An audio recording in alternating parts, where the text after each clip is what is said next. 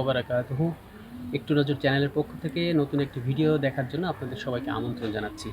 যাদের ছাদ বাগানে এই বর্ষাকালে পেয়ারা গাছ আছে, অথচ এই বর্ষাকালে পেয়ারা গাছ থাকার কারণে আপনারা পেয়ারা খেতে পারছেন না, কারণ বর্ষাকালে পেয়ারার ভিতরে পোকা হয়ে যায়, তাদের জন্য এই ভিডিওটা।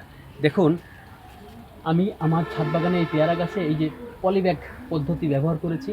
নর্মাল পলিথিন দিয়ে পেয়ারাগুলো আমি ছোট অবস্থাতেই বেঁধে দিয়েছি।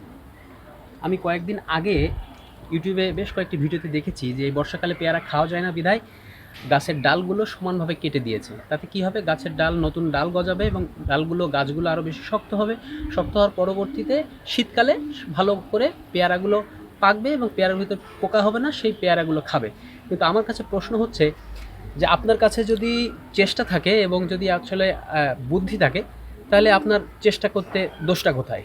ঠিক আমি যেভাবে করেছি আপনাদের একটু দেখাই, যে আমি এই পেয়ারাগুলো ছোট অবস্থাতেই বেঁধে দিয়েছিলাম পলিথিন দিয়ে।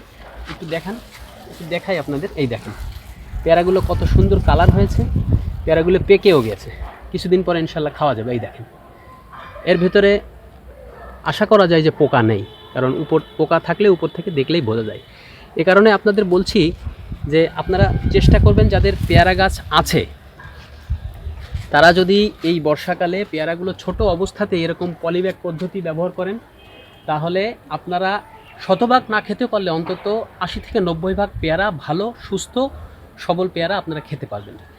তো যাদের ভিডিওটি ভালো লাগে বেশি বেশি শেয়ার করবেন, এবং আমার চ্যানেলের পক্ষ থেকে আপনাদের অসংখ্য ধন্যবাদ এতক্ষণ পর্যন্ত আমার এই ভিডিও দেখার জন্য। যদি ভালো লাগে অবশ্যই সাবস্ক্রাইব করবেন। আসসালামু আলাইকুম ওয়া রাহমাতুল্লাহ।